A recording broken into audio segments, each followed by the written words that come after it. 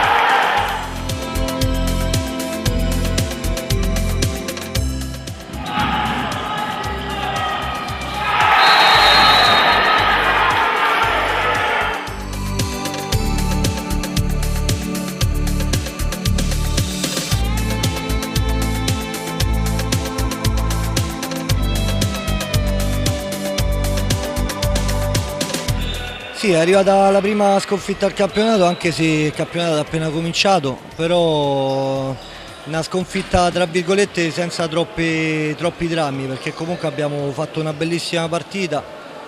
Forse siamo stati condannati dagli episodi, però alla fine il merito va anche agli avversari che magari hanno creduto a sfruttare quegli episodi a loro, che poi si sono rilevati favorevoli.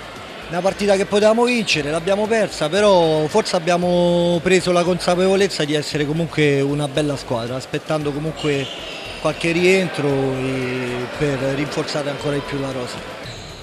Avevano loro questa, tra virgolette, maledizione, diciamo, che non riuscivano mai a batterci, quindi eravamo la loro bestia nera. Si è rotto questo tabù. Noi proveremo sicuramente a far ricominciare questo tabù e proveremo comunque a batterli al ritorno per prenderci la nostra rivincita. Essendo una neopromossa abbiamo iniziato questo nuovo campionato, questo nuovo cammino con molta umiltà.